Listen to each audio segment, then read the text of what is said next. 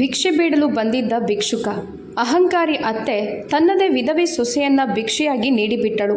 ನಂತರ ಆ ಭಿಕ್ಷುಕ ಮಾಡಿದ್ದೇನು?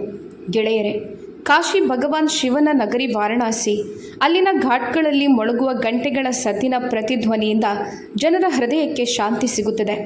ಗಂಗಾಮಾತೆಯ ಮಡಿಲಲ್ಲಿ ಪ್ರತಿಯೊಬ್ಬ ಪಾಪಿಯೂ ಆಶ್ರಯ ಪಡೆಯುತ್ತಾನೆ. ಆದರೆ ಇದೇ ಪವಿತ್ರ ನಗರಿಯ ಒಂದು ಕಿರಿದಾದ ಮತ್ತು ಹಳೆಯ ಗಲ್ಲಿಯಲ್ಲಿ ಅಂತಹ ಒಂದು ಮನೆಯೂ ಇತ್ತು. ಅಲ್ಲಿ ಮಾನವೀಯತೆ ಪ್ರತಿದಿನ ದಮ್ಮು ಕಟ್ಟುತ್ತಿತ್ತು. ಮನೆಯ ಆ ಕತ್ತಲೆ ಮತ್ತು ತೇವಭರಿತ ಅಂಗಳದಲ್ಲಿ 26 ವರ್ಷದ ಮೀರಾ ಕುಳಿತಿದ್ದಳು. ಅವಳ ಹಣೆ ಬರಿದಾಗಿತ್ತು ಮತ್ತು ಶರೀರದ ಮೇಲೆ ಬಣ್ಣವಿಲ್ಲದ ಬಿಳಿ ಸೀರೆ ಸುತ್ತಿಕೊಂಡಿತ್ತು. ಒಂದು ಕಾಲವಿತ್ತು. ಇದೇ ಅಂಗಳದಲ್ಲಿ ಅವಳ ಪಾದದ ಸದ್ದಿನಿಂದ ಗೆಜ್ಜೆಗಳ ನಾದ ಮೊಳಗುತ್ತಿತ್ತು. ಕೆಲವು ತಿಂಗಳುಗಳ ಹಿಂದೆಯಷ್ಟೇ ಅವಳು ಈ ಮನೆಗೆ ಕೆಂಪು ಉಡುಪು ತೊಟ್ಟು ಕಣ್ಣುಗಳಲ್ಲಿ ನೂರಾರು ಕನಸುಗಳನ್ನು ಹೊತ್ತು ಸೊಸೆಯಾಗಿ ಬಂದಿದ್ದಳು. ಆದರೆ ಅವಳ ಹಣೆ ಬರಹ ಎಂತಹ ಕ್ರೂರ ಆಟವಾಡಿತೆಂದರೆ, ಮದುವೆಯಾದ ಕೆಲವೇ ದಿನಗಳಲ್ಲಿ ಒಂದು ಅಪಘಾತದಲ್ಲಿ ಅವಳ ಪತಿ ಮರಣ ಹೊಂದಿದ. ಪತಿಯ ಚಿಂತೆಯ ಬೆಂಕಿ ಇನ್ನೂ ತಣ್ಣಗಾಗಿರಲಿಲ್ಲ. ಅಷ್ಟರಲ್ಲೇ ಈ ಮನೆಯವರು ಮೀರಾಳ ಜೀವನವನ್ನು ನರಕದ ಬೆಂಕಿಗೆ ತಳ್ಳಿದ್ದರು. ಯಾವ ಮನೆಗೆ ಅವಳು ರಾಣಿಯಾಗಿ ಬಂದಿದ್ದಳೋ, ಇಂದು ಅವಳು ಅದೇ ಮನೆಯ ಅತ್ಯಂತ ಕೆಳಮಟ್ಟದ ಕೆಲಸದಾಕೆಯಾಗಿದ್ದಳು. ಸೋಪು ಮತ್ತು ಬೂದಿಯಿಂದ ಪಾತ್ರೆಗಳನ್ನು ಉಜ್ಜಿ ಉಜ್ಜಿ ಮೀರಾಳ ಕೈಗಳು ಸುಲಿದು ಹೋಗಿದ್ದವು. ಅವಳ ಬೆರಳುಗಳಿಂದ ಆಗಾಗ ರಕ್ತ ಜಿನುಗುತ್ತಿತ್ತು. ಆದರೆ ನೋವಿನ ಕಡೆ ಗಮನ ಕೊಡಲು ಅವಳ ಬಳಿ ಸಮಯವಿರಲಿಲ್ಲ. ಅಷ್ಟರಲ್ಲಿ ಅಂಗಳದಲ್ಲಿ ಭಾರವಾದ ಪಾದಗಳ ಸದ್ದು ಕೇಳಿಸಿತು. ಮೀರಾಳ ಅತ್ತೆ ರುಕ್ಮಿಣಿ ದೇವಿ ತಮ್ಮ ಕಣ್ಣುಗಳಲ್ಲಿ ವಿಷ ತುಂಬಿಕೊಂಡು ಅಲ್ಲಿ ಬಂದು ನಿಂತರು. ಮೀರಾ ಹೆದರುತ್ತಾ ತಲೆ ಎತ್ತಿದಳು. ನಿನ್ನ ಅನಿಷ್ಟ ಕಣ್ಣುಗಳಿಂದ ಏನು ಗುರಾಯಿಸ್ತಿದ್ಯಾ? ರುಕ್ಮಿಣಿ ದೇವಿಯ ಕರ್ಕಶ ದನಿ ಅಂಗಳದಲ್ಲಿ ಮೊಳಗಿತು. ಅವರು ಕಾಲಿನಿಂದ ತೊಳೆದಿದ್ದ ಪಾತ್ರೆಗಳನ್ನು ಒದ್ದರು. ಇದರಿಂದ ಪಾತ್ರೆಗಳು ಶಬ್ದ ಮಾಡುತ್ತಾ ದೂರ ಹೋಗಿ ಬಿದ್ದವು. ಮೀರಾ ಹೆದರಿ ಹಿಂದೆ ಸರಿದಳು. ಅವಳ ಕಣ್ಣುಗಳಲ್ಲಿ ನೀರು ತುಂಬಿ ಬಂತು. ಅತ್ತೆ, ನಾನು ಎಲ್ಲ ಪಾತ್ರೆಗಳನ್ನು ಸ್ವಚ್ಛಗೊಳಿಸಿದ್ದೇನೆ. ಬಾಯಿ ಮುಚ್ಚು ಡಾಕಿಣಿ, ರುಕ್ಮಿಣಿ ದೇವಿ ಕಿರುಚಿದರು. ನನ್ನ ಯುವಕ ಮಗನನ್ನು ತಿಂದುಬಿಟ್ಟೆ. ಅವನನ್ನು ನುಂಗಿ ಹಾಕಿದೆ ನೀನು. ಈಗ ಎದೆ ಉಬ್ಬಿಸಿ ನನಗೆ ಉತ್ತರ ನೀಡ್ತಿದ್ಯಾ? ನಿನ್ನ ಪಾದಗಳು ಈ ಮನೆಗೆ ಯಾವಾಗ ಬಿದ್ದವೋ ನನ್ನ ಮನೆಯ ದೀಪವೇ ಆರಿಹೋಯಿತು. ಯಾವ ಪಾಪದ ಶಿಕ್ಷೆಯೋ ನೀನು ನಮಗೆ ಅಂಟಿಕೊಂಡಿದ್ಯಾ? ಗೆಳೆಯರೇ, ಮೀರಾ ಬಿಕ್ಕಿ ಬಿಕ್ಕಿ ಅಳತೊಡಗಿದಳು. ಅವಳು ನಡುಗುವ ಕೈಗಳನ್ನು ಜೋಡಿಸಿ ಹೇಳಿದಳು, ನನ್ನ ತಪ್ಪೇನಿತ್ತು ಅತ್ತೆ? ನಾನು ನನ್ನ ಸೌಭಾಗ್ಯವನ್ನು ಕಳೆದುಕೊಂಡಿದ್ದೇನೆ. ನನ್ನ ನೋವನ್ನು ಯಾರೂ ಯಾಕೆ ಅರ್ಥ ಮಾಡಿಕೊಳ್ಳೋದಿಲ್ಲ? ನಿನ್ನ ನೋವು? ರುಕ್ಮಿಣಿ ದೇವಿ ಮೀರಾಳ ಕೂದಲನ್ನು ನಿರ್ದಯವಾಗಿ ಹಿಡಿದು ಕುಲುಕುತ್ತಾ ಹೇಳಿದರು. ನಿನ್ನ ನೆರಳು ಕೂಡ ಅನಿಷ್ಟವೇ. ಸಾಧ್ಯವಾದರೆ ನಿನ್ನ ಗಂಟಲನ್ನು ಹಿಸುಕಿ ಬಿಡ್ತಿದ್ದೆ ಡಾಕಿಣಿ. ಹೋಗಿ ಪ್ರಾಣಿಗಳ ಕೊಟ್ಟಿಗೆಯನ್ನು ಸ್ವಚ್ಛಗೊಳಿಸು. ಮತ್ತು ಎಚ್ಚರಿಕೆ, ಮನೆಯ ಒಳಗೆ ಕಾಲಿಟ್ಟರು ಅಷ್ಟೇ. ಮೀರಾ ಕಣ್ಣೀರನ್ನು ನುಂಗುತ್ತಾ ಎದ್ದು ನಿಂತಳು. ಮುಂಜಾನೆಯಿಂದ ರಾತ್ರಿಯವರೆಗೆ ಅವಳು ಯಂತ್ರದಂತೆ ಕೆಲಸ ಮಾಡುತ್ತಿದ್ದಳು. ಇಡೀ ಮನೆಯ ಕಸ ಪೊರಕೆ, ಬಟ್ಟೆ ಒಗೆಯುವುದು, ಅಡುಗೆ ಮನೆಯ ಎಲ್ಲ ಕೆಲಸ. ಆದರೆ ಊಟದ ಮಾತು ಬಂದಾಗ ಅವಳಿಗೆ ಸಿಗುತ್ತಿದ್ದದ್ದು ಯಾರಾದರೂ ಭಿಕ್ಷುಕನಿಗೆ ನೀಡಲು ಸಹ ಮುಜುಗರ ಪಡುವಂಥ ಆಹಾರ. ರಾತ್ರಿಯ ಸಮಯವಾಗಿತ್ತು. ಮನೆಯ ಉಳಿದೆಲ್ಲ ಜನರು ಹೊಟ್ಟೆ ತುಂಬ ಬಿಸಿ ಬಿಸಿ ಊಟ ಮಾಡಿದ್ದರು. ಅಡುಗೆ ಮನೆಯಲ್ಲಿ ಎಂಜಲು ಪಾತ್ರೆಗಳ ಬೆಟ್ಟವೇ ಇತ್ತು. ಮೀರಾಳ ಹೊಟ್ಟೆ ಹಸಿವಿನಿಂದ ಕರಳು ಹಿಂಡುತ್ತಿತ್ತು. ಕಳೆದ 2 ದಿನಗಳಿಂದ ಅವಳು ಕೇವಲ ಒಂದು ಒಣ ರೊಟ್ಟಿ ಮತ್ತು ನೀರು ಕುಡಿದು ಕೆಲಸ ಮಾಡಿದ್ದಳು. ಅವಳು ಅಡುಗೆ ಮನೆಯ ಮೂಲೆಯಲ್ಲಿ ಕುಳಿತು ಪಾತ್ರೆಗಳಿಂದ ಎಂಜಲನ್ನು ಕೆರೆದು ಒಂದು ಕಡೆ ಮಾಡುತ್ತಿದ್ದಳು. ಅಷ್ಟರಲ್ಲಿ ಅವಳ ನಾದಿನಿ ಅಲ್ಲಿಗೆ ಬಂದಳು. ನಾದಿನಿಯ ಕೈಯಲ್ಲಿ ಒಂದು ಬಟ್ಟಲಿತ್ತು. ಅದರಲ್ಲಿ ರಾತ್ರಿಯ ಉಳಿದ ಹಳಸಿದ ಬೇಳೆ ಸಾರು ಮತ್ತು ಗಟ್ಟಿಯಾದ ಒಂದು ರೊಟ್ಟಿ ಇತ್ತು. ಅವಳು ಆ ಬಟ್ಟಲನ್ನು ಮೀರಾಳ ಕಡೆಗೆ ನೆಲದ ಮೇಲೆ ಹೀಗೆ ತಳ್ಳಿದಳು, ಯಾವುದೋ ಬೀದಿ ನಾಯಿಗೆ ರೊಟ್ಟಿ ಹಾಕಿದಂತೆ. ತಗೋ, ಇದನ್ನು ನುಂಗು. ಉಚಿತವಾಗಿ ರೊಟ್ಟಿ ಮುರಿಯುವ ಅಭ್ಯಾಸವಾಗಿಬಿಟ್ಟಿದೆ ನಿನಗೆ. ಇದು ಕೂಡ ಸಿಗದಿದ್ರೆ ನೀನು ನಮ್ಮ ರಕ್ತ ಕುಡಿದೆ ಹೊಟ್ಟೆ ತುಂಬಿಸಿಕೊಳ್ತೀಯ. ಗೆಳೆಯರೇ, ಮೀರಾ ಆ ಹಳಸಿದ ರೊಟ್ಟಿಯನ್ನು ನಡುಗುವ ಕೈಗಳಿಂದ ಎತ್ತಿಕೊಂಡಳು. ಅದರಿಂದ ಸಣ್ಣ ವಾಸನೆ ಬರುತ್ತಿತ್ತು. ಆದರೆ ಹಸಿವು ಎಷ್ಟು ಭೀಕರವಾಗಿತ್ತೆಂದರೆ ಅವಳು ಕಣ್ಣಿನಿಂದ ಸುರಿಯುವ ಕಣ್ಣೀರಿನ ಜೊತೆಗೆ ಅದೇ ರೊಟ್ಟಿಯನ್ನು ನುಂಗಲು ಪ್ರಾರಂಭಿಸಿದಳು. ಪ್ರತಿ ತುತ್ತಿನ ಜೊತೆಗೂ ಅವಳ ಹೃದಯ ಕಿರುಚುತ್ತಿತ್ತು. ಅವಳು ತನ್ನನ್ನೇ ಪ್ರಶ್ನಿಸಿಕೊಳ್ಳುತ್ತಿದ್ದಳು, ಹೇ ಗಂಗಾಮಾತೆ, ನನ್ನನ್ನು ನಿನ್ನ ಬಳಿಗೆ ಯಾಕೆ ಕರೆದುಕೊಳ್ಳೋದಿಲ್ಲ? ಈ ಜೀವನಕ್ಕಿಂತ ಸಾವು 1000 ಪಟ್ಟು ಲೇಸು. ಆದರೆ ಅವಳಿಗೆ ಅಳಲು ಕೂಡ ಅನುಮತಿ ಇರಲಿಲ್ಲ. ಯಾಕಂದರೆ ಅವಳ ಬಿಕ್ಕಳಿಕೆಯ ದನಿ ಯಾರದಾದರೂ ಕಿವಿಗೆ ಬಿದ್ದರೆ ಮರುದಿನ ಬೆಳಗ್ಗೆ ಅವಳು ಇನ್ನೂ ಭಯಂಕರವಾದ ಬೈಗುಳ ಮತ್ತು ಟೀಕೆಗಳನ್ನು ಕೇಳಬೇಕಾಗುತ್ತಿತ್ತು. ಕೆಲವು ದಿನಗಳು ಹೀಗೆ ಕಳೆದವು. ಮೀರಾಳ ಕಣ್ಣುಗಳ ಕೆಳಗೆ ಕಪ್ಪು ವರ್ತುಲಗಳು ಬಂದಿದ್ದವು. ಅವಳ ಶರೀರ ಒಣಗಿ ಕಡ್ಡಿಯಾಗಿತ್ತು. ಅವಳು ಕೇವಲ ಒಂದು ಜೀವಂತ ಹೆಣದಂತೆ ಈ ಮನೆಯಲ್ಲಿ ಉಸಿರಾಡುತ್ತಿದ್ದಳು. ಒಂದು ದಿನ ಬೆಳಗ್ಗೆ ಮೀರಾ ಅಂಗಳದಲ್ಲಿ ಕುಳಿತು ಭಾರವಾದ ಕಲ್ಲಿನಿಂದ ಮಸಾಲೆ ಅರಿಯುತ್ತಿದ್ದಳು. ಅವಳ ಕೈಗಳಲ್ಲಿ ಈಗ ಶಕ್ತಿಯೇ ಉಳಿದಿರಲಿಲ್ಲ. ಆದರೆ ಅತ್ತೆಯ ಕ್ರೂರ ದೃಷ್ಟಿ ಅವಳ ಮೇಲೆ ಇತ್ತು. ಅಷ್ಟರಲ್ಲಿ ಮನೆಯ ಮುಖ್ಯ ದ್ವಾರದಲ್ಲಿ ಒಂದು ದೊಡ್ಡ ದನಿ ಮೊಳಗಿತ್ತು. ತಾಯಿ, ಭಗವಂತನ ಹೆಸರಿನಲ್ಲಿ ಏನಾದರೂ ಕೊಡಿ. 2 ದಿನಗಳಿಂದ ಹಸಿದಿದ್ದೇನೆ. ಯಾವುದಾದ್ರೂ ರೊಟ್ಟಿಯ ತುಣುಕು ಇದ್ದರೆ ಕೊಡಿ. ಧ್ವನಿ ತುಂಬ ಗಂಭೀರವಾಗಿತ್ತು. ರುಕ್ಮಿಣಿ ದೇವಿಗೆ ಸಿಟ್ಟು ನೆತ್ತಿಗೇರಿತು. ಅವಳು ಗೊಣಗುತ್ತಾ ಬಾಗಿಲಿನ ಕಡೆಗೆ ನಡೆದಳು. ಈ ಭಿಕ್ಷುಕರು ಮೂಗಿನ ಮೇಲೆ ದಮ್ಮು ತಂದಿದ್ದಾರೆ. ಗಟ್ಟಿಮುಟ್ಟಾಗಿದ್ದರೂ ಭಿಕ್ಷೆ ಬೇಡ್ತಾರೆ. ಬಂದ್ಬಿಟ್ಟ ಮುಂಜಾನೆ ಪ್ರಾಣ ತಿನ್ನಲು. ರುಕ್ಮಿಣಿ ದೇವಿ ರಭಸವಾಗಿ ಬಾಗಿಲು ತೆರೆದರು. ಎದುರಿಗೆ ಒಬ್ಬ ಮನುಷ್ಯ ನಿಂತಿದ್ದ. ಅವನ ಬಟ್ಟೆಗಳು ಹರಿದು ಹಳೆಯದಾಗಿದ್ದವು ಮತ್ತು ತುಂಬ ಕೊಳಕಾಗಿದ್ದವು. ಕೂದಲು ಹರಡಿಕೊಂಡಿತ್ತು. ಆದರೆ ಅವನ ಮುಖದಲ್ಲಿ ಒಂದು ವಿಚಿತ್ರವಾದ ಸ್ಥಿರತೆ ಇತ್ತು. ಅವನ ಕಣ್ಣುಗಳಲ್ಲಿ ಸಾಮಾನ್ಯವಾಗಿ ಭಿಕ್ಷುಕನ ಕಣ್ಣುಗಳಲ್ಲಿರುವ ಅಸಹಾಯಕತೆ ಇರಲಿಲ್ಲ. ಅವನ ದೃಷ್ಟಿ ತೀರಾ ಸ್ಥಿರ ಮತ್ತು ಆಳವಾಗಿತ್ತು. ಭಿಕ್ಷುಕ ತನ್ನ ಹರಿದ ಚೀಲವನ್ನು ಮುಂದೆ ಚಾಚುತ್ತಾ ಹೇಳಿದ, ಏನಾದರೂ ತಿನ್ನಲು ಕೊಡು ತಾಯಿ. ಭಗವಂತ ನಿನಗೆ ಒಳ್ಳೆಯದು ಮಾಡುತ್ತಾನೆ. ರುಕ್ಮಿಣಿ ದೇವಿ ಅವನನ್ನು ತಲೆಯಿಂದ ಪಾದದವರೆಗೆ ಅಸಹ್ಯದಿಂದ ನೋಡಿ ಕೂಗಾಡಿದರು. ಹೋಗು, ಇಲ್ಲಿಂದ ಓಡು. ನನ್ನ ಮನೆಯಲ್ಲಿ ನಿನಗೆ ನೀಡಲು ಯಾವುದೇ ಅನ್ನವಿಲ್ಲ. ಉಚಿತವಾಗಿ ತಿನ್ನುವವನೇ. ತಾನೇ ಭಿಕ್ಷೆ ಬೇಡ್ತಾನೆ, ಮತ್ತೆ ಬೇರೆಯವರಿಗೆ ಹರಸ್ತಿದ್ದಾನೆ. ಭಿಕ್ಷುಕ ಏನೂ ಮಾತನಾಡಲಿಲ್ಲ. ಅವನು ಸುಮ್ಮನೆ ತಿರುಗುವಷ್ಟರಲ್ಲಿ ರುಕ್ಮಿಣಿ ದೇವಿಯ ಕಣ್ಣು ಹಿಂದೆ ಅಂಗಳದಲ್ಲಿ ಮೊಣಕಾಲೂರಿ ಕುಳಿತಿದ್ದ, ಬೆವರು ಮತ್ತು ಕಣ್ಣೀರಿನಲ್ಲಿ ನೆಂದಿದ್ದ ಮೀರಾಳ ಮೇಲೆ ಬಿತ್ತು. ರುಕ್ಮಿಣಿ ದೇವಿಯ ಮೆದುಳಿನಲ್ಲಿ ಒಂದು ಅತ್ಯಂತ ಭಯಾನಕ ಮತ್ತು ಕ್ರೂರವಾದ ಆಲೋಚನೆ ಬಂದಿತು. ಅವರ ತುಟಿಗಳ ಮೇಲೆ ಒಂದು ಸೈತಾನಿ ನಗು ಮೂಡಿತು. ನಿಲ್ಲು, ರುಕ್ಮಿಣಿ ದೇವಿ ಜೋರಾಗಿ ಹೇಳಿದರು. ಭಿಕ್ಷುಕ ಅಲ್ಲಿಯೇ ನಿಂತು ತಿರುಗಿ ನೋಡಿದ. ರುಕ್ಮಿಣಿ ದೇವಿ ವೇಗವಾಗಿ ಅಂಗಳದ ಕಡೆಗೆ ಹೋದರು. ತಲೆ ತಗ್ಗಿಸಿ ಮಸಾಲೆ ಅರಿಯುತ್ತಿದ್ದ ಮೀರಾಳಿಗೆ ಏನೂ ಅರ್ಥವಾಗಲಿಲ್ಲ. ಮೀರಾ ಏನಾದರೂ ಮಾತನಾಡುವ ಮೊದಲೇ ರುಕ್ಮಿಣಿ ದೇವಿ ಮೀರಾಳ ಕೂದಲನ್ನು ಗಟ್ಟಿಯಾಗಿ ಹಿಡಿದು ಅವಳನ್ನು ನೆಲದ ಮೇಲೆ ಎಳೆಯುತ್ತಾ ಬಾಗಿಲಿನ ಕಡೆಗೆ ಎಳೆದುಕೊಂಡು ಹೋದರು. ಅತ್ತೆ, ಅತ್ತೆ ಬಿಟ್ಟು ಬಿಡಿ, ನೋವಾಗ್ತಿದೆ. ನಾನೇನು ಮಾಡಿದೆ ಅತ್ತೆ? ಮೀರಾ ನೋವಿನಿಂದ ಕಿರುಚಿದಳು. ಅವಳು ಮೊಣಕಾಲೂರಿ ಉಜ್ಜುತ್ತಾ ಬಾಗಿಲವರೆಗೆ ಬಂದಳು. ರುಕ್ಮಿಣಿ ದೇವಿ ಮೀರಾಳನ್ನ ಪೂರ್ಣ ಶಕ್ತಿಯಿಂದ ಹೊರಗೆ ತಳ್ಳಿದರು. ಮೀರಾಳ ಸಮತೋಲನ ತಪ್ಪಿತು ಮತ್ತು ಅವಳು ನೇರವಾಗಿ ಆ ಭಿಕ್ಷುಕನ ಪಾದಗಳ ಬಳಿ ಅಧೋಮುಖವಾಗಿ ಬಿದ್ದಳು. ಅವಳ ಹಣೆ ಮತ್ತು ಮೊಣಕೈಗಳಿಗೆ ಗಾಯವಾಗಿ ಅಲ್ಲಿಂದ ರಕ್ತ ಜಿನುಗತೊಡಗಿತು. ಗೆಳೆಯರೇ, ಮೀರಾ ನೋವನ್ನು ಸಹಿಸಿಕೊಂಡು ಎದ್ದೇಳಲು ಪ್ರಯತ್ನಿಸತೊಡಗಿದಳು. ಎದುರಿನ ಗಲ್ಲಿಯಲ್ಲಿ ನಿಂತಿದ್ದ ಭಿಕ್ಷುಕ ಒಂದು ಹೆಜ್ಜೆ ಹಿಂದೆ ಸರಿದ. ರುಕ್ಮಿಣಿ ದೇವಿ ಬಾಗಿಲಿನ ಹೊಸ್ತಿಲಲ್ಲಿ ನಿಂತು ಎದೆಯ ಮೇಲೆ ಕೈಗಳನ್ನು ಕಟ್ಟಿಕೊಂಡು ಆ ಭಿಕ್ಷುಕನಿಗೆ ಹೇಳಿದಳು, ನೀನು ಭಿಕ್ಷೆ ಬೇಡ್ತಿದ್ಯಲ್ವಾ? ಧಾನ್ಯ ಕೇಳ್ತಿದ್ಯಲ್ವಾ? ತಗೋ, ಇದು ಧಾನ್ಯವಲ್ಲ, ಆದರೆ ನನ್ನ ಮನೆಯ ಅತಿ ದೊಡ್ಡ ಅನಿಷ್ಟ. ಇಂದಿನಿಂದ ನೀನಿವಳನ್ನು ನಿನ್ನ ಜೊತೆ ಕರೆದೊಯ್ದು ನಿನ್ನ ಮನಸ್ಸಿಗೆ ಬಂದಿದ್ದನ್ನು ಮಾಡು. ಇವಳನ್ನು ಮಾರಿಬಿಡು, ಕೊಂದು ಬಿಡು, ಅಥವಾ ನಿನ್ನ ಜೊತೆ ಭಿಕ್ಷೆ ಬೇಡಿಸು. ನನಗೆ ಈ ಡಾಕಿಣಿಯ ಮುಖ ಮತ್ತೆಂದೂ ಕಾಡಿಸಬಾರ್ದು. ಗೆಳೆಯರೇ, ಮೀರಾಳ ಹೃದಯ ಬಡಿತವನ್ನೇ ಮರೆತಂತಾಯಿತು. ಅವಳಿಗೆ ತನ್ನ ಕಿವಿಗಳ ಮೇಲೆ ನಂಬಿಕೆಯಾಗಲಿಲ್ಲ.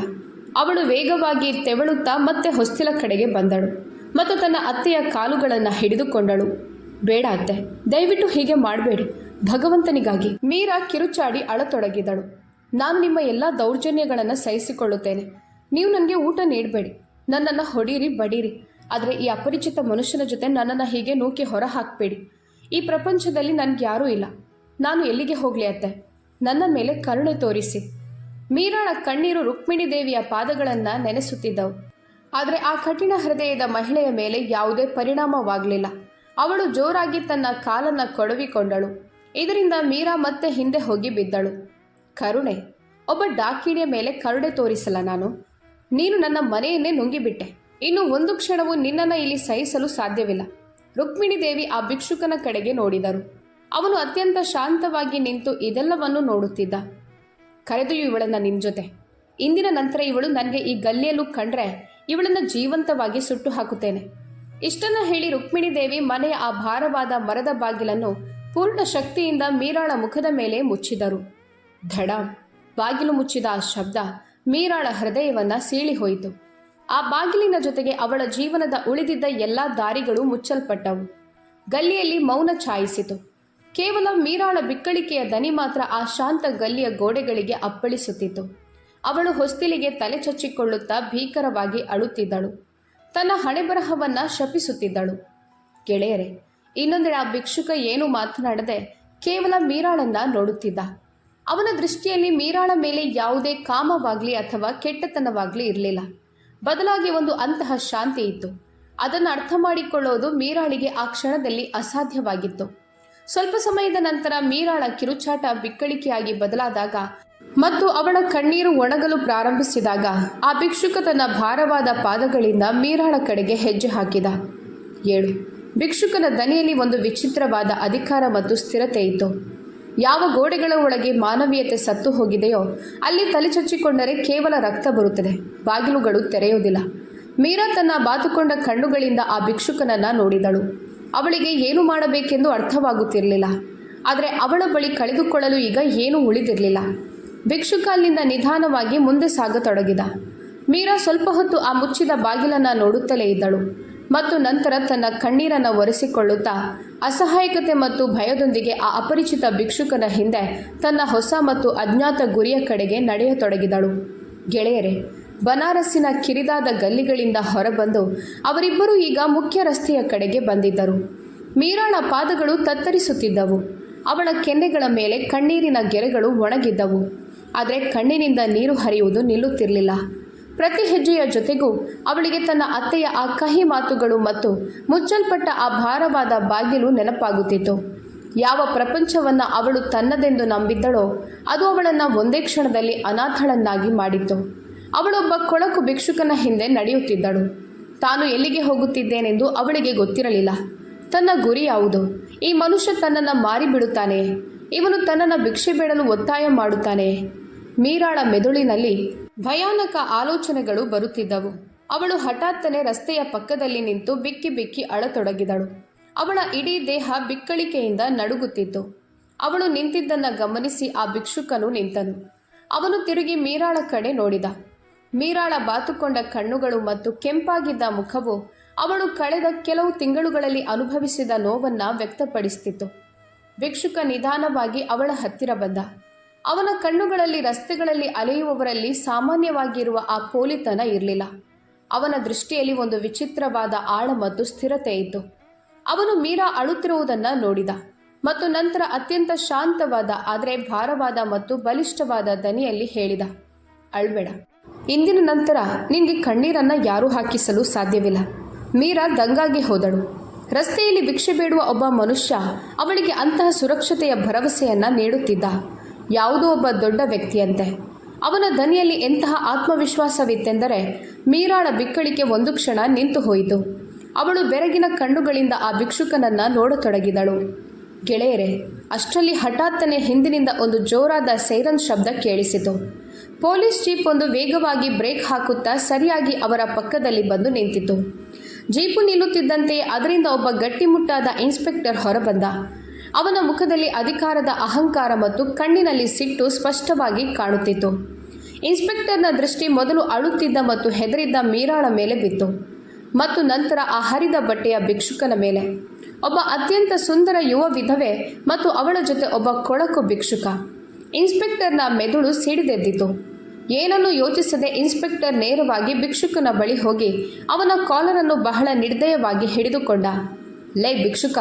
ಇನ್ಸ್ಪೆಕ್ಟರ್ ಜೋರಾಗಿ ಗರ್ಜಿಸಿದ. ಈ ಗೌರವಾನ್ವಿತ ಹುಡುಗಿಯ ಜೊತೆ ಏನು ಮಾಡ್ತಿದ್ಯೋ? ಇವಳನ್ನು ಅಪಹರಿಸಿ ಕರೆದೊಯ್ಯುತ್ತಿದೆಯಾ? ನಿನ್ನ ಮುಖ ನೋಡಿದರೆ ನೀನು ಯಾರೋ ಒಬ್ಬ ದೊಡ್ಡ ಖತರ್ನಾಕ್ ವ್ಯಕ್ತಿಯಂತೆ ಕಾಣ್ತಿದ್ಯಾ. ಭಿಕ್ಷುಕ ಏನಾದರೂ ಮಾತನಾಡುವ ಮೊದಲೇ ಇನ್ಸ್ಪೆಕ್ಟರ್ ತನ್ನ ಕೈ ಎತ್ತಿ ಪೂರ್ಣ ಶಕ್ತಿಯಿಂದ ಭಿಕ್ಷುಕನ ಕೆನ್ನೆಗೆ ಒಂದು ಜೋರಾದ ಏಟು ನೀಡಿದ. ಛಠಾರ್ ಏಟಿನ ಶಬ್ದಕ್ಕೆ ರಸ್ತೆಯಲ್ಲಿ ಹೋಗುತ್ತಿದ್ದ ಕೆಲವು ಜನರು ನಿಂತು ಬಿಟ್ಟರು. ಮೀರಾ ಭಯದಿಂದ ಕಿರುಚಿದಳು. ಬೇಡ ಸಾಹೇಬ್ರೆ, ಬೇಡ, ಇವರನ್ನು ಹೊಡಿಬೇಡಿ. ಇವರು ನನ್ನನ್ನು ಅಪಹರಿಸಿಲ್ಲ. ನನ್ನ ಅತ್ತೆ ನನ್ನನ್ನು ಮನೆಯಿಂದ... ನೀನು ಸುಮ್ಮನಿರಮ್ಮ, ಇನ್ಸ್ಪೆಕ್ಟರ್ ಮೀರಾಳನ ಗದರಿಸುತ್ತಾ ಹೇಳಿದ. ನಿನಗೆ ಗೊತ್ತಿಲ್ಲ ಈ ರಸ್ತೆ ಬದಿಯವರು ಎಷ್ಟು ಅಪಾಯಕಾರಿ ಅಂತ. ಈಗ ಇವನಿಗೆ ಚಿಕಿತ್ಸೆ ನೀಡುತ್ತೇನೆ. ಏಟು ತಿಂದ ನಂತರವೂ ಆ ಭಿಕ್ಷುಕ ನನ್ನ ಜಾಗದಿಂದ ಒಂದಿಂಚು ಅಲುಗಾಡಲಿಲ್ಲ. ಅವನು ತನ್ನ ಕೆನ್ನೆಯ ಮೇಲೆ ಕೈಯನ್ನು ಇಟ್ಟುಕೊಳ್ಳಲಿಲ್ಲ. ಅವನು ನಿಧಾನವಾಗಿ ತನ್ನ ತಲೆ ಎತ್ತಿದ ಮತ್ತು ತನ್ನ ಕೆಂಪಾಗುತ್ತಿದ್ದ ಕಣ್ಣುಗಳಿಂದ ಇನ್ಸ್ಪೆಕ್ಟರ್ನನ್ನು ದಿಟ್ಟಿಸಲು ಪ್ರಾರಂಭಿಸಿದ. ಅವನ ದೃಷ್ಟಿಯಲ್ಲಿ ಯಾವುದೇ ಭಯವಿರಲಿಲ್ಲ, ಯಾವುದೇ ಹಳಹಳಿಕೆ ಇರಲಿಲ್ಲ. ಅವನ ಕಣ್ಣುಗಳಲ್ಲಿ ಅಂತಹ ಒಂದು ಕ್ರೂರ ಮತ್ತು ಪ್ರಾಣಾಪಾಯಕಾರಿ ಮೌನವಿತ್ತು. ಅದನ್ನು ಕಂಡು ಯಾವುದೇ ಸಾಮಾನ್ಯ ಮನುಷ್ಯನ ಆತ್ಮವು ನಡುಗುತ್ತಿತ್ತು. ಅವನೊಬ್ಬ ಸಿಂಹದಂತೆ ಇನ್ಸ್ಪೆಕ್ಟರ್ನನ್ನು ನೋಡುತ್ತಿದ್ದ. ಬೇಟೆಯ ಕತ್ತನ್ನು ಹಿಸುಕುವ ಮೊದಲು ದಿಟ್ಟಿಸುವ ಸಿಂಹದಂತೆ. ಇನ್ಸ್ಪೆಕ್ಟರ್ ಆ ಭಿಕ್ಷುಕನ ಕಣ್ಣುಗಳಲ್ಲಿ ನೋಡಿ ಒಂದು ಕ್ಷಣ ಒಳಗಿನಿಂದ ನಡುಗಿದ. ಅವನ ಅಹಂಕಾರ ಅಲುಗಾಡತೊಡಗಿತು. ಆದರೆ ತನ್ನ ಸಮವಸ್ತ್ರದ ದರ್ಪವನ್ನು ಕಾಯ್ದುಕೊಳ್ಳಲು ಅವನು ಇನ್ನೂ ಜೋರಾಗಿ ಕೂಗಾಡಿದ. ಲೇ, ನಿನ್ನ ದೃಷ್ಟಿಯನ್ನು ಕೆಳಗೆ ಮಾಡು, ಇಲ್ಲದಿದ್ದರೆ ನಿನ್ನ ಎರಡೂ ಕಣ್ಣುಗಳನ್ನು ಕಿತ್ತು ಗೋಲಿಯಾಡುತ್ತೇನೆ. ಈಗಲೇ ಈ ಕ್ಷಣವೇ ಠಾಣೆಗೆ ಕರೆದೊಯ್ದು ನಿನ್ನ ಚರ್ಮ ಸುಲಿಯದಿದ್ರೆ ನನ್ನ ಹೆಸರೇ. ಇನ್ಸ್ಪೆಕ್ಟರ್ ತನ್ನ ಮಾತನ್ನು ಪೂರ್ಣಗೊಳಿಸುವ ಮೊದಲೇ ರಸ್ತೆಯ ಇನ್ನೊಂದು ಬದಿಯಿಂದ ಒಬ್ಬ ಹವಾಲ್ದಾರ ಹುಚ್ಚನಂತೆ ಓಡುತ್ತಾ ಬಂದ. ಅವನು ಬೆವರಿನಿಂದ ತೊಯ್ದು ಹೋಗಿದ್ದ. ಅವನ ಉಸಿರಾಟ ಬಟ್ಟಿಯಂತೆ ನಡೆಯುತ್ತಿತ್ತು. ಅವನ ಕೈಯಲ್ಲಿ ಒಂದು ಮೊಬೈಲ್ ಫೋನ್ ಇತ್ತು. ಅದರಲ್ಲಿ ಯಾರೋ ಒಬ್ಬರ ಚಿತ್ರ ತೆರೆದಿತ್ತು. ಸಾಹೇಬ್ರೆ, ಓ ಸಾಹೇಬ್ರೆ, ನಿಲ್ಲಿಸಿ. ಹವಾಲ್ದಾರ ತಡಬಡಾಯಿಸುತ್ತಾ ಇನ್ಸ್ಪೆಕ್ಟರ್ ಬಳಿ ಬಂದ. ಏನೋ ಮಧ್ಯದಲ್ಲಿ ಯಾಕೆ ಹಾಡ್ತಿದ್ಯಾ? ಇನ್ಸ್ಪೆಕ್ಟರ್ ಕಿರಿಕಿರಿಗೊಳ್ಳುತ್ತಾ ಹೇಳಿದ. ಹವಾಲ್ದಾರ ನಡುಗುವ ಕೈಗಳಿಂದ ಆ ಮೊಬೈಲ್ ಫೋನನ್ನು ಇನ್ಸ್ಪೆಕ್ಟರ್ ಕಣ್ಣಿನ ಮುಂದೆ ಹಿಡಿದು ಅವನ ಕಿವಿಯ ಬಳಿ ಹೋಗಿ ನಡುಗುವ ಧ್ವನಿಯಲ್ಲಿ ಏನೋ ಪಿಸುಗುಟ್ಟಿದ. ಫೋನಿನ ಪರದೆಯ ಮೇಲೆ ಇದ್ದ ಆ ಚಿತ್ರ ಮತ್ತು ಹವಾಲ್ದಾರ ಇನ್ಸ್ಪೆಕ್ಟರ್ ಕಿವಿಯಲ್ಲಿ ಹೇಳಿದ ಮಾತು ಕೇಳುತ್ತಿದ್ದಂತೆಯೇ ಇನ್ಸ್ಪೆಕ್ಟರ್ ಮುಖದ ಬಣ್ಣ ಯಾರೋ ಅವನ ದೇಹದ ಎಲ್ಲ ರಕ್ತವನ್ನೇ ಹೀರಿ ಹಾಕಿದಂತೆ ಹಾರಿಹೋಯಿತು. ಅವನ ಕಣ್ಣುಗಳು ಬೆರಗಿನಿಂದ ಅರಳಿದವು. ಅವನ ಹಣೆ ಮೇಲೆ ತಣ್ಣನೆಯ ಬೆವರಿನ ಹನಿಗಳು ಮೂಡಿದವು. ಯಾವ ಕೈಯಿಂದ ಅವನು ಭಿಕ್ಷುಕನಿಗೆ ಏಟು ನೀಡಿದ್ದನೋ ಆ ಕೈ ಪಾರ್ಶ್ವವಾಯು ಪೀಡಿತ ಮರದಂತೆ ನಡುಗತೊಡಗಿತು. ಅವನ ಇನ್ನೊಂದು ಕೈಯಿಂದ ಪೊಲೀಸ್ ಲಾಠಿ ಜಾರಿ ನೆಲದ ಮೇಲೆ ಬಿದ್ದಿತು. ಗೆಳೆಯರೇ, ಮುಂದಿನ ಕ್ಷಣವೇ ಒಂದು ಶಬ್ದವನ್ನು ಮಾತನಾಡದೆ ಆ ಅಹಂಕಾರಿ ಇನ್ಸ್ಪೆಕ್ಟರ್ ನೇರವಾಗಿ ಮೊಣಕಾಲೂರಿ ಆ ಭಿಕ್ಷುಕನ ಪಾದಗಳಿಗೆ ಬಿದ್ದ. ಸಾಹೇಬ್ರೆ, ಇನ್ಸ್ಪೆಕ್ಟರ್ ಯಾವುದೋ ಸಣ್ಣ ಮಗುವಿನಂತೆ ಬಿಕ್ಕಿ ಬಿಕ್ಕಿ ಅಳತೊಡಗಿದ. ಅವನು ತನ್ನ ಎರಡೂ ಕೈಗಳನ್ನು ಜೋಡಿಸಿದ ಮತ್ತು ತನ್ನ ತಲೆಯನ್ನು ಭಿಕ್ಷುಕನ ಕೊಳಕು ಬೂಟುಗಳ ಮೇಲೆ ಇರಿಸಿದ. ಸಾಹೇಬ್ರೆ, ನನ್ನನ್ನು ಕ್ಷಮಿಸಿಬಿಡಿ. ನನ್ನಿಂದ ಬಹಳ ದೊಡ್ಡ ತಪ್ಪಾಯಿತು. ನಾನು ಕುರುಡಾಗಿದ್ದೆ ಸಾಹೇಬ್ರೆ. ನಾನು ನಿಮ್ಮನ್ನು ಗುರುತಿಸಲು ಸಾಧ್ಯವಾಗಲಿಲ್ಲ. ನನ್ನ ಸಮವಸ್ತ್ರ ನನ್ನ ಕುಟುಂಬ ಬೀದಿಗೆ ಬರುತ್ತದೆ. ಸಾಹೇಬ್ರೆ, ನನ್ನಂಥ ಬಡವನ ಮೇಲೆ ಕರುಣೆ ತೋರಿಸಿ ನನ್ನನ್ನು ಕ್ಷಮಿಸಿಬಿಡಿ. ರಸ್ತೆಯಲ್ಲಿ ನಿಂತಿದ್ದ ಜನರು ಮತ್ತು ಮೀರಾ ಎಲ್ಲರೂ ಮೌನವಾಗಿ ಈ ದೃಶ್ಯವನ್ನು ನೋಡುತ್ತಿದ್ದರು. ಮೀರಾಳ ಮೆದುಳು ಸ್ತಬ್ಧವಾಗಿತ್ತು. ಇಡೀ ನಗರದ ಮಾಲೀಕನಂತೆ ಸುತ್ತಾಡುವ ಇನ್ಸ್ಪೆಕ್ಟರ್ ಒಬ್ಬ ರಸ್ತೆ ಬದಿಯ ಭಿಕ್ಷುಕನ ಪಾದದ ಬಳಿ ಕ್ಷಮೆ ಕೇಳ್ತಿದ್ದ. ಈ ಮನುಷ್ಯ ಅಷ್ಟಕ್ಕೂ ಯಾರು? ಆದರೆ ಆ ಭಿಕ್ಷುಕ, ಅವನು ತನ್ನ ಮುಖದ ಭಾವಗಳನ್ನು ಸ್ವಲ್ಪವೂ ಬದಲಿಸಲಿಲ್ಲ. ಅವನು ಇನ್ಸ್ಪೆಕ್ಟರ್ನ ಕಡೆಗೆ ಕೆಳಗೆ ಕಣ್ಣು ಬಿಟ್ಟು ನೋಡಲೂ ಇಲ್ಲ. ಅವನ ಪಾದದ ಬಳಿ ಯಾವುದೇ ಮನುಷ್ಯ ಇರದೆ ಯಾವುದೋ ಕೀಟ ಬಿದ್ದಿರುವಂತೆ ಅವನು ನಿಂತಿದ್ದ. ಇನ್ಸ್ಪೆಕ್ಟರ್ನ ಕ್ಷಮೆಗೆ ಯಾವುದೇ ಉತ್ತರ ನೀಡದೆ ಭಿಕ್ಷುಕ ತನ್ನ ಮುಖವನ್ನು ಮೀರಾಳ ಕಡೆಗೆ ತಿರುಗಿಸಿದ ಮತ್ತು ಕೇವಲ ಒಂದು ಪದ ಹೇಳಿದ, ನಡಿ. ಅವನು ಮುಂದೆ ಸಾಗಿದ. ಇನ್ಸ್ಪೆಕ್ಟರ್ ಈಗಲೂ ರಸ್ತೆಯ ಧೂಳಿನಲ್ಲಿ ತಲೆ ಉಜ್ಜುತ್ತಾ ಅಳುತ್ತಿದ್ದ. ಮೀರಾ ಹೆದರಿ ಬೆಚ್ಚಿಬಿದ್ದು ಮತ್ತು ಸಂಪೂರ್ಣವಾಗಿ ದಿಗ್ಭ್ರಮೆಗೊಂಡು ಆ ರಹಸ್ಯಮಯ ಮನುಷ್ಯನ ಹಿಂದೆ ನಡೆಯತೊಡಗಿದಳು. ಸ್ವಲ್ಪ ದೂರ ನಡೆದ ನಂತರ ಅವರಿಬ್ಬರು ಬನಾರಸ್ಸಿನ ಅತ್ಯಂತ ದೊಡ್ಡ ಮತ್ತು ದುಬಾರಿ ಪಂಚತಾರ ಹೋಟೆಲ್ ಎದುರು ನಿಂತಿದ್ದರು. ಆ ಹೋಟೆಲ್ನ ಗಾಜಿನ ಬಾಗಿಲುಗಳು ಎಷ್ಟು ದೊಡ್ಡವಾಗಿದ್ದವೆಂದರೆ ಮೀರಾ ಅಂತಹ ಜಾಗವನ್ನು ಜೀವನದಲ್ಲಿ ಕೇವಲ ಟಿವಿಯಲ್ಲಿ ಮಾತ್ರ ನೋಡಿದ್ದಳು.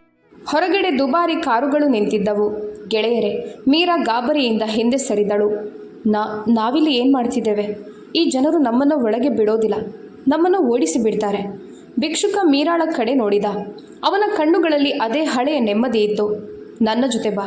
ಭಿಕ್ಷುಕ ಗಾಜಿನ ಬಾಗಿಲನ್ನು ತಳ್ಳುತ್ತಿದ್ದಂತೆಯೇ ಒಳಗೆ ನಿಂತಿದ್ದ ಸೂಟು ಬೂಟು ಧರಿಸಿದ ಗಾರ್ಡ್ಗಳು ಅವನನ್ನು ತಡೆಯಲು ಮುಂದೆ ಬಂದರು. ಆದರೆ ಅಷ್ಟರಲ್ಲಿ ಒಳಗಿನಿಂದ ಹೋಟೆಲ್ನ ಮುಖ್ಯ ಮ್ಯಾನೇಜರ್ ಓಡುತ್ತಾ ಬಂದ. ಮೀರಾ ಕಣ್ಣು ಮುಚ್ಚಿಕೊಂಡಳು. ಈಗ ಮ್ಯಾನೇಜರ್ ನಮ್ಮನ್ನು ನೂಕಿ ಹೊರಹಾಕ್ತಾನೆ ಅಂತ ಅವಳಿಗೆ ಅನಿಸಿತು. ಆದರೆ ಅವಳು ಕಣ್ಣು ತೆರೆದಾಗ ಅವಳ ಪ್ರಜ್ಞೆಯೇ ತಪ್ಪಿ ಹೋದಂತಾಯಿತು. ದೊಡ್ಡ ದೊಡ್ಡ ಶ್ರೀಮಂತರನ್ನು ಸರಿಯಾಗಿ ಲೆಕ್ಕಿಸದ ಆ ಮ್ಯಾನೇಜರ್ ಆ ಹರಿದ ಬಟ್ಟೆಯ ಭಿಕ್ಷುಕನ ಮುಂದೆ ಬಾಗಿ ನಿಂತಿದ್ದ. ಅವನ ಮುಖದಲ್ಲಿ ಆಳವಾದ ಗೌರವ ಮತ್ತು ಸಣ್ಣ ಭಯವಿತ್ತು. Welcome sir. ಮ್ಯಾನೇಜರ್ ಕೈ ಜೋಡಿಸಿ ಅತ್ಯಂತ ನಮ್ರತೆಯಿಂದ ಹೇಳಿದ. ಬನ್ನಿ ಸರ್, ನಿಮ್ಮ ಜಾಗ ಸಿದ್ಧವಾಗಿದೆ.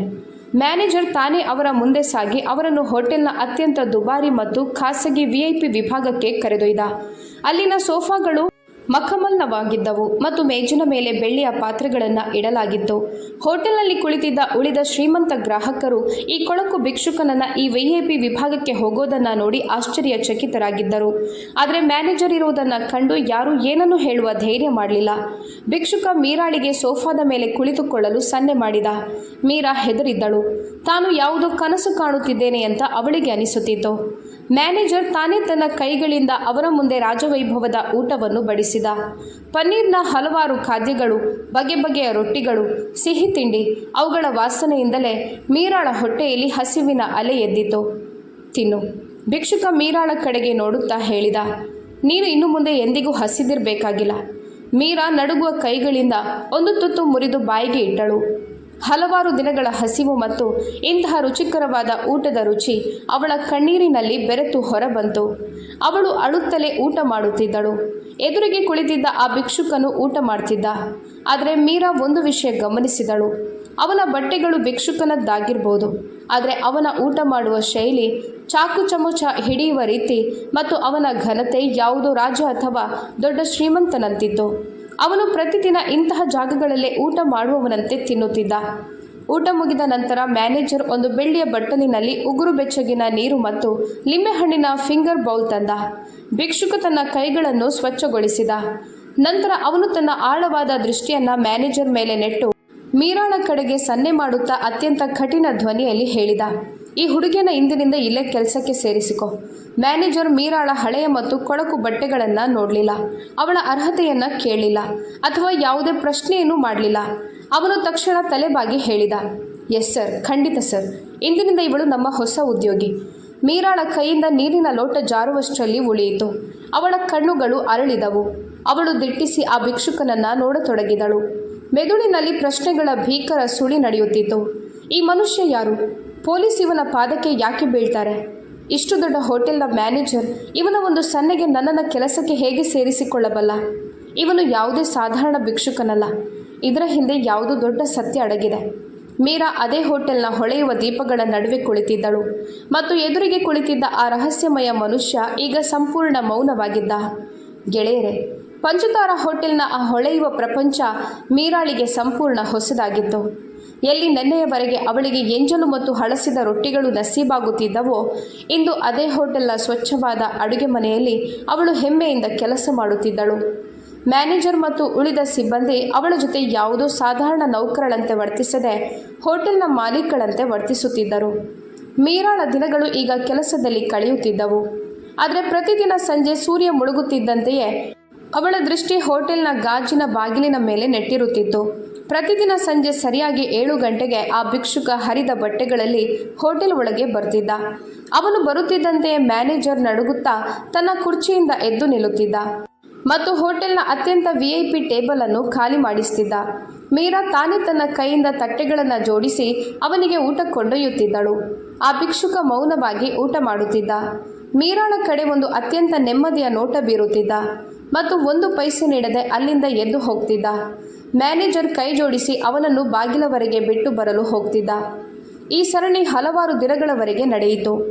ಮೀರಾಳ ಭಯ ಈಗ ಆಶ್ಚರ್ಯ ಮತ್ತು ಒಂದು ವಿಚಿತ್ರವಾದ ಆಕರ್ಷಣೆಯಾಗಿ ಬದಲಾಗಿತ್ತು. ಗೆಳೆಯರೇ, ಒಂದು ಸಂಜೆ ಮೀರಾ ಊಟ ಬಡಿಸ್ತಿದ್ದಾಗ ಅವಳಿಗೆ ತಡೆಯಲಾಗಲಿಲ್ಲ. ಅವಳು ಧೈರ್ಯ ಮಾಡಿ ಕೇಳಿಯೇ ಬಿಟ್ಟಳು, ನೀವು ಯಾರು?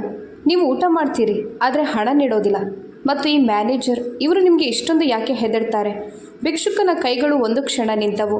ಅವನು ಮೀರಾಳ ಕಣ್ಣುಗಳಲ್ಲಿ ನೋಡಿದ. ಅವನ ಕಣ್ಣುಗಳಲ್ಲಿ ಒಂದು ಅಂತಹ ತೇವಾಂಶವಿತ್ತು. ಅದು ನೇರವಾಗಿ ಮೀರಾಳ ಹೃದಯಕ್ಕೆ ಇಳಿಯಿತು. ಅವನು ಸಣ್ಣ ನಗುವಿನೊಂದಿಗೆ ಹೇಳಿದ, ನಾನ್ಯಾರು? ಇದನ್ನು ಸಮಯ ಬಂದಾಗ ಹೇಳುತ್ತೇನೆ. ಆದರೆ ನೀನ್ಯಾರು ಮೀರಾ? ನಿನ್ನ ಕಣ್ಣುಗಳಲ್ಲಿರುವ ಈ ಆಳವಾದ ಸಮುದ್ರದಲ್ಲಿ ಎಷ್ಟು ನೋವುಗಳು ಅಡಗಿವೆ. ಅವನ ದನಿಯಲ್ಲಿ ಎಂತಹ ಆಪ್ತತೆ ಮತ್ತು ಸಹಾನುಭೂತಿ ಇತ್ತೆಂದರೆ ಮೀರಾಳ ತಾಳ್ಮೆಯ ಅಣೆಕಟ್ಟು ಒಡೆದು ಹೋಯಿತು. ಅವಳು ತಿಂಗಳುಗಳಿಂದ ತನ್ನ ಎದೆಯಲ್ಲಿ ಹೂತು ಹಾಕಿದ್ದ ನೋವು ಕಣ್ಣೀರಿನ ರೂಪದಲ್ಲಿ ಹೊರಬಂತು. ಮೀರಾ ಅಳುತ್ತಾ ಅವನಿಗೆ ತನ್ನ ಸಂಪೂರ್ಣ ಕಥೆಯನ್ನು ಹೇಳಿದಳು. ಅವಳ ಮದುವೆ ಹೇಗೆ ಆಯಿತು, ಅವಳ ಪತಿ ಹೇಗೆ ಮರಣ ಹೊಂದಿದ ಮತ್ತು ಅವಳ ಅತ್ತೆ ರುಕ್ಮಿಣಿ ದೇವಿ ಅವಳನ್ನು ಡಾಕಿಣಿ ಅಂತ ಕರೆದು ಪ್ರಾಣಿಗಳಿಗಿಂತಲೂ ಕಡೆಯಾದ ಜೀವನ ನಡೆಸಲು ಹೇಗೆ ಒತ್ತಾಯ ಮಾಡಿದರು ಎಂಬುದನ್ನು ವಿವರಿಸಿದಳು. ಮೀರಾ ತನಗೆ ಹೇಗೆ ಹಳಸಿದ ಆಹಾರವನ್ನು ನೆಲದ ಮೇಲೆ ಎಸೆದು ನೀಡಲಾಗುತ್ತಿತ್ತು ಅಂತ ಹೇಳುತ್ತಿರುವಾಗ ಆ ಭಿಕ್ಷುಕನ ಮುಷ್ಟಿಗಳು ಬಿಗಿದವು. ಅವನ ಕಣ್ಣುಗಳಲ್ಲಿ ಮೀರಾಳ ಕಣ್ಣೀರಿಗೆ ಮಿಡಿಯುವ ನೋವಿತ್ತು ಮತ್ತು ಅವಳ ಅತ್ತೆ ಮಾವಂದಿರ ಮೇಲೆ ಯಾರನ್ನಾದರೂ ಭಸ್ಮ ಮಾಡಬಲ್ಲಂತಹ ಭಯಾನಕ ಕೋಪವಿತ್ತು. ಅವರು ನನ್ನನ್ನು ಯಾವುದೋ ಕಸದಂತೆ ಮನೆಯಿಂದ ಹೊರಹಾಕಿದ್ರು, ಮೀರಾ ಬಿಕ್ಕಳಿಸುತ್ತಾ ಹೇಳಿದಳು. ಭಿಕ್ಷುಕ ನಿಧಾನವಾಗಿ ತನ್ನ ಕೈ ಚಾಚಿ ಮೀರಾಳ ನಡುಗುತ್ತಿರುವ ಕೈಗಳನ್ನು ತನ್ನ ಬಲಿಷ್ಠ ಕೈಗಳಲ್ಲಿ ಹಿಡಿದುಕೊಂಡ. ನಿನ್ನ ಜೀವನದ ಕಸ ಆ ಜನರಾಗಿದ್ದರು ಮೀರಾ, ನೀನಲ್ಲ. ಅವನು ಗಂಭೀರ ಮತ್ತು ಅತ್ಯಂತ ಭಾವನಾತ್ಮಕ ದನಿಯಲ್ಲಿ ಹೇಳಿದ. ಯಾವ ಜನರು ನಿನ್ನನ್ನು ಗಾಜಿನ ಚೂರು ಅಂತ ಭಾವಿಸಿ ಎಸೆದ್ರೋ ಅವರಿಗೆ ತಾವು ಎಂತಹ ಕೊಹಿನೂರು ವಜ್ರವನ್ನು ಕಳೆದುಕೊಂಡಿದ್ದೇವೆ ಎಂಬುದು ಶೀಘ್ರದಲ್ಲೇ ತಿಳಿಯಲಿದೆ. ಈಗ ಅಳುವುದನ್ನು ನಿಲ್ಲಿಸು. ಇಂದಿನ ನಂತರ ನಿನ್ನ ಕಣ್ಣಿನಿಂದ ಒಂದು ಹನಿ ಕಣ್ಣೀರು ಬಿದ್ದರೂ ಅದು ನನ್ನ ಸೋಲು. ಸಮಯ ಕಳೆಯುತ್ತಾ ಹೋಯಿತು. ಆ ಸಂಜೆಯ ಭೇಟಿಗಳಲ್ಲಿ ಮೀರಾಳ ನೋವು ಯಾವಾಗ ಆ ಭಿಕ್ಷುಕನ ಶಕ್ತಿಯಾಯಿತು ಮತ್ತು ಭಿಕ್ಷುಕನ ಮೌನ ಸಾಂಗತ್ಯ ಯಾವಾಗ ಮೀರಾಳ ಜೀವನವಾಯಿತು ಎಂಬುದು ಅವರಿಬ್ಬರಿಗೂ ತಿಳಿಯಲೇ ಇಲ್ಲ. ಇಬ್ಬರ ನಡುವೆ ಒಂದು ಅತ್ಯಂತ ಪವಿತ್ರ ಮತ್ತು ಆಳವಾದ ಪ್ರೀತಿ ಅರಳಿತು. ಅವನು ಯಾರು ಎಂಬುದು ಮೀರಾಗೆ ಈಗ ಮುಖ್ಯವೆನಿಸಲಿಲ್ಲ. ಈ ಅಪರಿಚಿತ ಮನುಷ್ಯ ತನ್ನನ್ನು ಆ ನರಕದಿಂದ ಹೊರತಂದಿದ್ದಾನಲ್ಲವೇ, ಅಷ್ಟೇ ಅವಳಿಗೆ ಸಾಕಾಗಿತ್ತು. ಗೆಳೆಯರೇ, ಒಂದು ದಿನ ಮೀರಾ ಊಟ ತಂದಾಗ ಭಿಕ್ಷುಕ ಊಟ ಮಾಡಲಿಲ್ಲ. ಅವನು ತನ್ನ ಜೇಬಿನಿಂದ ಒಂದು ಅತ್ಯಂತ ಸಾಧಾರಣವಾದ ದಾರವನ್ನು ತೆಗೆದು ಮೀರಾಳ ಮುಂದೆ ಇಟ್ಟ. ನನ್ನ ಬಳಿ ನಿನಗೆ ತೊಡಿಸಲು ಚಿನ್ನ ಅಥವಾ ವಜ್ರದ ಉಂಗುರ ಇಲ್ಲ ಮೀರಾ. ಅವನು ನೇರವಾಗಿ ಮೀರಾಳ ಕಣ್ಣುಗಳಲ್ಲಿ ನೋಡುತ್ತಾ ಹೇಳಿದ, ನಾನು ನಿನಗೆ ಅರಮನೆಯ ಸುಖ ನೀಡಲು ಸಾಧ್ಯವಾಗದೇ ಇರಬಹುದು, ಆದರೆ ನಾನು ನಿನಗೆ ಮಾತು ನೀಡುತ್ತೇನೆ. ಎಲ್ಲಿಯವರೆಗೆ ನನ್ನ ದೇಹದಲ್ಲಿ ಕೊನೆಯ ಉಸಿರು ಇರುತ್ತದೆಯೋ ಅಲ್ಲಿಯವರೆಗೆ ನಿನ್ನ ಕಣ್ಣುಗಳಲ್ಲಿ ಉದಾಸೀನದ ನೆರಳು ಕೂಡ ಬೀಳಲು ಬಿಡೋದಿಲ್ಲ. ನೀನು ಈ ಅಲೆಮಾರಿಯನ್ನು ನಿನ್ನ ಜೀವನ ಸಂಗಾತಿಯಾಗಿ ಸ್ವೀಕರಿಸ್ತೀಯಾ? ಮೀರಾ ಬಿಕ್ಕಿ ಬಿಕ್ಕಿ ಅಳತೊಡಗಿದಳು. ಇವು ಸುಖದ ಕಣ್ಣೀರುಗಳಾಗಿದ್ದವು. ಯಾವ ಪ್ರಪಂಚ ಅವಳನ್ನು ಅನಿಷ್ಟ ಮತ್ತು ವಿಧವೆ ಅಂತ ಹೀಯಾಳಿಸಿ ತಿರಸ್ಕರಿಸಿದ್ದವೋ, ಇಂದು ಒಬ್ಬ ವ್ಯಕ್ತಿ ಅವಳನ್ನು ಪೂರ್ಣ ಗೌರವದೊಂದಿಗೆ ತನ್ನ ಜೀವನದಲ್ಲಿ ಸೇರಿಸಿಕೊಳ್ಳುತ್ತಿದ್ದ. ಮೀರಾ ಏನನ್ನೂ ಮಾತನಾಡದೆ ತನ್ನ ತಲೆಯನ್ನು ಹೌದು ಎಂದು ಅಲ್ಲಾಡಿಸಿದಳು. ಗೆಳೆಯರೇ, ಮರುದಿನ ಬೆಳಿಗ್ಗೆ ಮೀರಾ ಹೋಟೆಲ್ ಎದುರು ನಿಂತಿದ್ದಳು. ಭಿಕ್ಷುಕ ಅವಳನ್ನು ಅಲ್ಲೇ ಭೇಟಿಯಾಗಲು ಹೇಳಿದ್ದ. ಅಷ್ಟರಲ್ಲಿ ರಸ್ತೆಯಲ್ಲಿ ಅಂತಹ ಒಂದು ದೃಶ್ಯ ಕಂಡಿತು. ಅದು ಇಡೀ ಬನಾರಸ್ಸಿನ ಸಂಚಾರವನ್ನೇ ಸ್ತಬ್ಧಗೊಳಿಸಿತು. 15ರಿಂದ 20 ಕಪ್ಪು ಬಣ್ಣದ ಮೆರ್ಸಿಡಿಸ್ ಮತ್ತು BMW ಐಷಾರಾಮಿ ಕಾರುಗಳ ಸುದೀರ್ಘ VIP ಮೆರವಣಿಗೆ ಸೈರನ್ ಬಾರಿಸುತ್ತಾ ಹೋಟೆಲ್ ಎದುರು ಬಂದು ನಿಂತಿತು.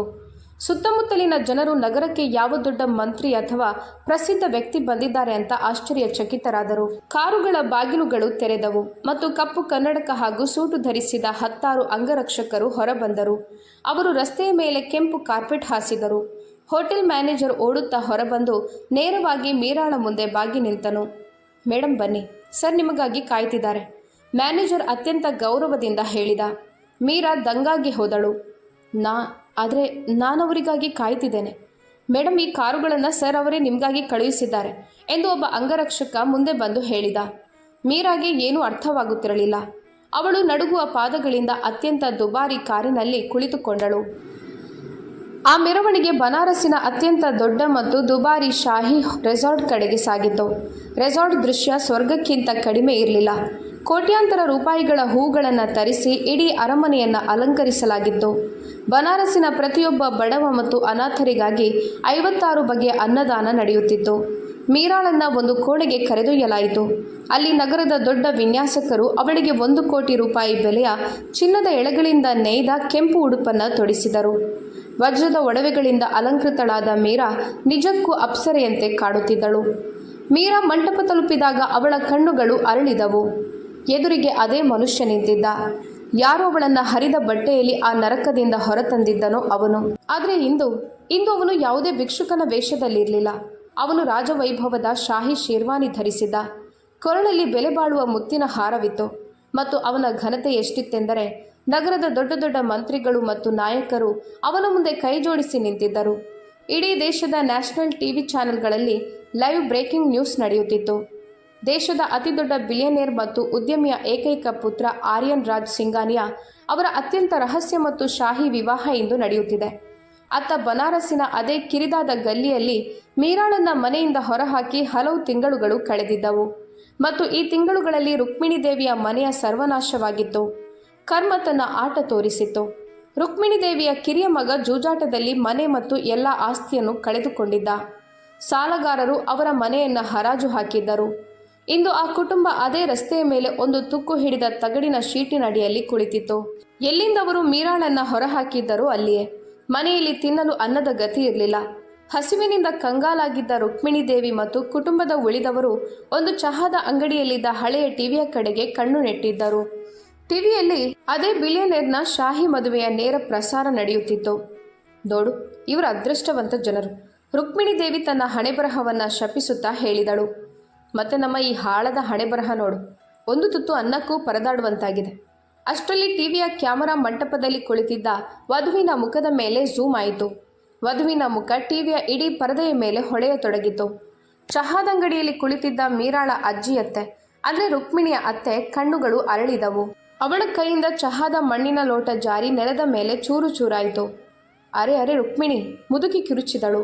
ಅವಳ ದನಿಯಲ್ಲಿ ಭೀಕರ ನಡುಕವಿತ್ತು. ಇವಳು ನಮ್ಮ ಮೀರಾ. ರುಕ್ಮಿಣಿ ದೇವಿ ಟಿವಿಯ ಕಡೆ ನೋಡಿದಳು. ಅವಳ ಪಾದದ ಕೆಳಗಿನ ನೆಲವೇ ಜಾರಿದಂತಾಯಿತು. ಅವರ ದೇಹದ ಎಲ್ಲ ರಕ್ತ ಗಡ್ಡೆ ಕಟ್ಟಿದಂತಾಯಿತು. ಟಿವಿಯಲ್ಲಿ ಕೋಟ್ಯಾಂತರ ರೂಪಾಯಿಗಳ ವಜ್ರ ವೈಢೂರ್ಯ ತೊಟ್ಟು ಕುಳಿತಿದ್ದ ದೇಶದ ಅತ್ಯಂತ ಶ್ರೀಮಂತ ಸೊಸೆ ಮೀರಾಳಾಗಿದ್ದಳು. ಯಾರನ್ನವರು ಒಬ್ಬ ಕೊಳಕು ಭಿಕ್ಷುಕನ ಜೊತೆ ನೂಕಿ ಮನೆಯಿಂದ ಹೊರಹಾಕಿದ್ದರೋ ಅದೇ ಮೀರಾ. ಇಲ್ಲ, ಇದು ಸಾಧ್ಯ ಇಲ್ಲ. ರುಕ್ಮಿಣಿ ದೇವಿ ತನ್ನ ಕೂದಲನ್ನು ತಾನೇ ಕಿತ್ತುಕೊಳ್ಳುತ್ತಾ ನೆಲದ ಮೇಲೆ ಬಿದ್ದಳು. ಅವಳು ಎದೆ ಬಡಿದುಕೊಳ್ಳುತ್ತಾ ಜೋರಾಗಿ ಅಳತೊಡಗಿದಳು. ಈಗ ಅವಳಿಗೆ ಅರ್ಥವಾಗುತ್ತಿತ್ತು, ಯಾವ ಭಿಕ್ಷುಕನನ್ನು ಅವರು ಬೈದು ಹೊರಹಾಕಿದ್ದರೋ ಅವನು ಭಿಕ್ಷುಕನಲ್ಲ, ಬದಲಾಗಿ ಸಾಕ್ಷಾತ್ ಕುಬೇರನಾಗಿದ್ದ. ಅವರ ಮನೆಗೆ ಅದೃಷ್ಟವಾಗಿ ಬಂದಿದ್ದ. ಆದರೆ ಅವರ ಅಹಂಕಾರ ಆ ಅದೃಷ್ಟವನ್ನೇ ಕಾಲಿನಿಂದ ಒದ್ದು ದೂರ ಮಾಡಿತ್ತು. ಈ ಅನಿಷ್ಟವನ್ನು ಕರೆದೊಯ್ಯು ಎಂದು ತಾನು ಹೇಳಿದ್ದ ದಿನ ಅವಳಿಗೆ ನೆನಪಾಗುತ್ತಿತ್ತು. ಇಂದು ಆ ಅನಿಷ್ಟವೆಂಬವಳು ದೇಶದ ಅತ್ಯಂತ ಶ್ರೀಮಂತ ಮಹಾರಾಣಿಯಾಗಿದ್ದಳು ಮತ್ತು ಇವರು ಸ್ವತಃ ರಸ್ತೆಯಲ್ಲಿ ಭಿಕ್ಷೆ ಬೇಡುವ ಸ್ಥಿತಿಗೆ ಬಂದಿದ್ದರು. ಇದೇ ಅವರ ಕರ್ಮವಾಗಿತ್ತು. ಗೆಳೆಯರೇ, ರಾತ್ರಿಯ ಸಮಯವಾಗಿತ್ತು. ಹೂವುಗಳಿಂದ ಅಲಂಕೃತವಾದ ಆ ಶಾಹಿ ಕೊಠಡಿ ಮೀರಾಗೆ ಇನ್ನೂ ಒಂದು ಒಗಟಿನಂತೆಯೇ ಇತ್ತು. ಅವಳು ಪಲ್ಲಂಗದ ಮೇಲೆ ಕುಳಿತಿದ್ದಳು. ಅವಳ ಹೃದಯ ಬಡಿತ ತೀರಾ ವೇಗವಾಗಿತ್ತು. ಅಷ್ಟರಲ್ಲಿ ಕೋಣೆಯ ಬಾಗಿಲು ತೆರೆಯಿತು ಮತ್ತು ಆ ಆರ್ಯನ್ ಒಳಗೆ ಬಂದನು. ಮೀರಾ ತಕ್ಷಣ ಎದ್ದು ನಿಂತಳು. ಅವಳ ಕಣ್ಣುಗಳಲ್ಲಿ ಪ್ರೀತಿಯ ಜೊತೆಗೆ ನೂರಾರು ಪ್ರಶ್ನೆಗಳಿದ್ದವು. ನೀವು ನಿಜವಾಗಿಯೂ ಯಾರು? ಮೀರಾಳ ದನಿ ನಡುಗುತ್ತಿತ್ತು. ಇಷ್ಟೊಂದು ದೊಡ್ಡ ಆಸ್ತಿ, ಇದೆಲ್ಲವೂ ಮತ್ತು ಆ ಹರಿದ ಬಟ್ಟೆಗಳು, ನೀವು ನನ್ನಿಂದ ಇದೆಲ್ಲವನ್ನು ಯಾಕೆ ಮುಚ್ಚಿಟ್ರಿ? ಆರ್ಯನ್ ಮುಗುಳ್ನಕ್ಕ. ಅವನು ಮೀರಾಳ ಹತ್ತಿರ ಬಂದು ಅವಳ ಎರಡೂ ಕೈಗಳನ್ನು ತನ್ನ ಕೈಗಳಲ್ಲಿ ತೆಗೆದುಕೊಂಡ. ನನ್ನ ಹೆಸರು ಆರ್ಯನ್ ಮೀರಾ. ನನ್ನ ಬಳಿ ಅಪಾರವಾದ ಸಂಪತ್ತಿತ್ತು. ಆದರೆ ಆ ಸಂಪತ್ತು ನನ್ನ ಸುತ್ತ ಕೇವಲ ನನ್ನ ಹಣವನ್ನು ಪ್ರೀತಿಸುವಂಥ ಜನರನ್ನು ಮಾತ್ರ ನಿಲ್ಲಿಸಿತ್ತು. ನನ್ನನ್ನು ಒಂದು ಮಿಷನ್ ಮೇಲೆ ಕಳುಹಿಸಲಾಗಿತ್ತು, ಸತ್ಯದ ಮಿಷನ್. ನಾನು ಬನಾರಸಿನ ರಸ್ತೆಗಳಲ್ಲಿ ಹೊರಟಿದ್ದು ಇದನ್ನು ನೋಡಲು. ಈ ಪ್ರಪಂಚದಲ್ಲಿ ಮನುಷ್ಯನನ್ನು ಅವನ ಅರ್ಹತೆಯಿಂದಲ್ಲ, ಅವನ ಆತ್ಮದಿಂದ ಅಳೆಯುವಂಥ ಯಾರಾದರೂ ಒಬ್ಬ ಮನುಷ್ಯ ಉಳಿದಿದ್ದಾರೆ ಎಂದು ನೋಡಲು. ಆರ್ಯನ್ ಮೀರಾಳ ಹಣೆಗೆ ಪ್ರೀತಿಯಿಂದ ಮುತ್ತಿಟ್ಟ ಮತ್ತು ಭಾವನಾತ್ಮಕವಾಗಿ ಹೇಳಿದ, ನಾನು ಪ್ರಪಂಚದ ಅತ್ಯಂತ ಅಸಹ್ಯಕರ ರೂಪವನ್ನು ನಿನ್ನ ಅತ್ತೆಯಲ್ಲಿ ನೋಡಿದೆ, ಆದರೆ ಪ್ರಪಂಚದ ಅತ್ಯಂತ ಪವಿತ್ರ ಮತ್ತು ಸತ್ಯವಾದ ರೂಪ ನನಗೆ ನಿನ್ನಲ್ಲಿ ಸಿಕ್ತು. ನೀನೊಬ್ಬ ಹರಿದ ಬಟ್ಟೆಯ ಭಿಕ್ಷುಕನ ಕಣ್ಣೀರಿನ ಮೇಲೆ ಭರವಸೆ ಇಟ್ಟೆ. ಸಂಪತ್ತಿನ ಹಸಿವಿಲ್ಲದ ಅವನ ಪ್ರೀತಿಯನ್ನು ಅಪ್ಪಿಕೊಂಡೆ. ಇಂದಿನಿಂದ ಈ ಎಲ್ಲ ಸಂಪತ್ತು ನಿನ್ನ ಪಾದಗಳ ಅಡಿಯಲ್ಲಿದೆ. ಮೀರಾಳ ಕಣ್ಣಿನಿಂದ ಹರಿಯುತ್ತಿದ್ದ ಕಣ್ಣೀರು ಈಗ ನೋವಿನದ್ದಲ್ಲ, ನೆಮ್ಮದಿಯದ್ದಾಗಿತ್ತು. ಅವಳು ಆರ್ಯನ ಎದೆಗೆ ಒರಗಿಕೊಂಡಳು. ಹೊರಗಡೆ ಬನಾರಸಿನ ಘಾಟುಗಳಲ್ಲಿ ಮೊಳಗುತ್ತಿದ್ದ ಶಂಖದ ನಾದ ಮಾನವೀಯತೆ ಮತ್ತು ಸತ್ಯವಾದ ಪ್ರೀತಿಗೆದ್ದಾಗ ಭಗವಂತ ತಾನೇ ಬಂದು ಅವನ ಪಾಲಿನ ಸುಖವನ್ನು ಹಸ್ತಾಂತರಿಸುತ್ತಾನೆ ಎಂಬ ಮಾತಿಗೆ ಸಾಕ್ಷಿ ನೀಡುವಂತಿತ್ತು. ಗೆಳೆಯರೇ, ನಿಮಗೆ ಮೀರಾ ಮತ್ತು ಆ ಅಪರಿಚಿತ ಭಿಕ್ಷುಕನ ಈ ಹೃದಯ ಸ್ಪರ್ಶಿ ಕತೆ ಇಷ್ಟವಾಗಿದ್ದರೆ ಈ ವಿಡಿಯೋವನ್ನು ಲೈಕ್ ಮಾಡಿ. ಮನುಷ್ಯನ ಅಹಂಕಾರ ಮತ್ತು ಅವನ ಕೆಟ್ಟ ಕರ್ಮಗಳು ಒಂದು ದಿನ ಅವನ ಎದುರಿಗೆ ಬರುತ್ತವೆ ಮತ್ತು ಯಾರು ಸತ್ಯವಂತರೋ ಭಗವಂತ ಯಾವಾಗಲೂ ಅವರ ಜೊತೆಗಿರುತ್ತಾನೆ ಅಂತ ಈ ಕಥೆ ನಮಗೆ ಕಲಿಸುತ್ತದೆ. ನಿಮಗೆ ಈ ಕಥೆಯ ಯಾವ ಸನ್ನಿವೇಶ ಅತಿ ಹೆಚ್ಚು ಇಷ್ಟವಾಯಿತು ನನಗೆ ಕಾಮೆಂಟ್ ಬಾಕ್ಸ್ನಲ್ಲಿ ಖಂಡಿತ ತಿಳಿಸಿ. ನಾನು ನಿಮ್ಮ ಪ್ರತಿಯೊಂದು ಕಮೆಂಟ್ಗಾಗಿ ಕಾಯುತ್ತಿರುತ್ತೇನೆ.